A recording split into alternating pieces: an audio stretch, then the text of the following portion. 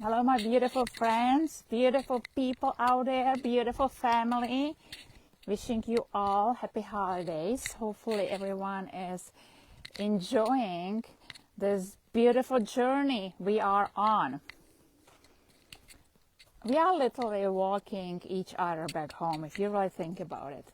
Everything is spiritual. Everything is energy. All there is. We have a lot of illusions going on. And so we continue on the journey down the rabbit hole. It gets pretty fascinating.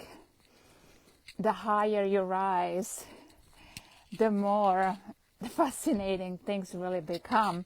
When you really start thinking about them, you have to really laugh. Family, if you are not laughing, especially at yourself, I laugh at myself all the time. Because if you cannot laugh at yourself, you are taking life too seriously. So we continue on this journey down the rabbit hole, the identification trap. If you haven't watched my previous little chats, make sure you do. They are posted on YouTube. And I know that I attract a lot of haters. And I love you all. I'm sending much love and healing energy to you. You cannot do my sparkle, okay? So good luck to that. I know that some of the stuff might sound totally crazy. Yes, it totally is crazy because we are living in crazy world. So in this, on this chat, I'd like to share with you something very interesting. First of all, just a quick recap from the previous versions, shall we say. Remember, it's all about knowing who you are. Self-determination is your right. Ninth Amendment. All right?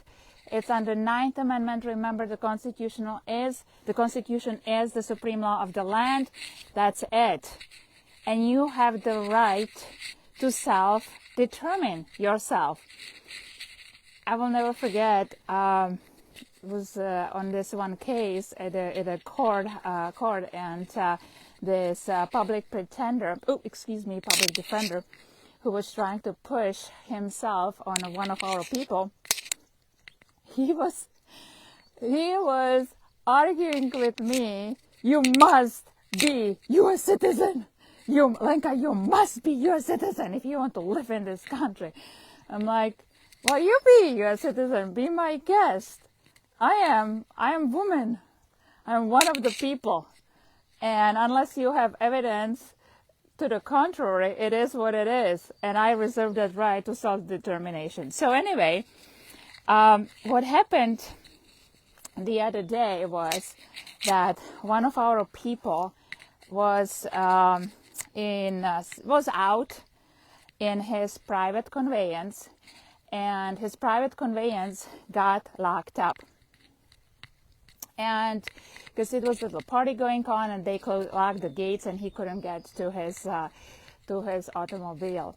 So he ended up walking on the street. Imagine you just walk on the street, and because it was late in the evening, and it was dark, and I guess it's so unusual in these days to be just walking on the side of the road. Someone called the cops, and I want to mind you that this young man is not colored. He is Caucasian, white, American, and he was just walking. But I guess it looked suspicious. It looked very suspicious to some of the residents, U.S. citizens that were possibly traveling around or just living around or whatever they were doing. So they called the cops. So the police one of the cars kind of went behind him, and he's just minding his business. He's just walking back home, and he could see the lights kind of like these big lights kind of shining at him. But he was just minding his own business, you know. He was not disturbing anyone. He was just barely exercising his Ninth Amendment right. Of walking. Yes, we have that right. Remember, we have the right to walk. We have the right to exercise our legs, which I guess most people, it is just so strange. So he's walking, and then, you know, the cop car stops, and one of the police officers comes and goes to talk to him. You know, hey, what's going on? Where are you going? Is anything wrong? Blah, blah, blah. And he's like, no, everything is good. I'm just walking back home. Well, do you need a ride? And he's like, sure, I would like to get a ride, because it was about 2 miles or something. So it was quite the walk. Late at night, it was super dark. And so the public servant says, okay, I can give you a ride. You can just hop in the back, but first I need your name. I need your name. And he looks at him, is like, well, sir, why? Is there any crime being committed? Am I under investigation? Do you have any RAS, SAF? What's going on? Why do you need my name? Well, I need your name. I need to identify you. He's like, well, that's not going to work, because my name is private, unless you want to contract with me, and it's not really cheap. That name is my private property. It's private, and you know, I can just like, it's available for contracting to do business. But other than that, you know, I'm not just like giving around my name. Well, the cop kind of froze and was like, well, but I need your name. He's like, well, I don't need to give you a name. There is no law that I need to give you my name. As I said, it's private. So can I still get a ride? Oh no, cannot give you a ride. Isn't that interesting? Suddenly he couldn't get a ride. Why? I need to ask you why. Why one of the people that needs assistance from his public servant cannot receive that assistance without violating his Fifth Amendment right and becoming a witness against himself, because anything provided may and will be used against you. So think about it. If he gave him the name, now it goes on the record, right? And is available for create cases, whatever, be put on a record. But since he did not provide the name, that assistance was not available to him. And he's still learning how to work with his public servants and make them perform and everything else. But it was very, very interesting. So there it tells you that it's all about the name, which is the transmitting utility between the private and the public side. And without the name, nothing can happen in the world of the commerce, in the sea of commerce, that maritime admiralty colorable jurisdiction. So I just thought that I would really share this with you, because it was quite interesting and very entertaining to hear that story of what just happened by merely walking around on a street, on a side of the road.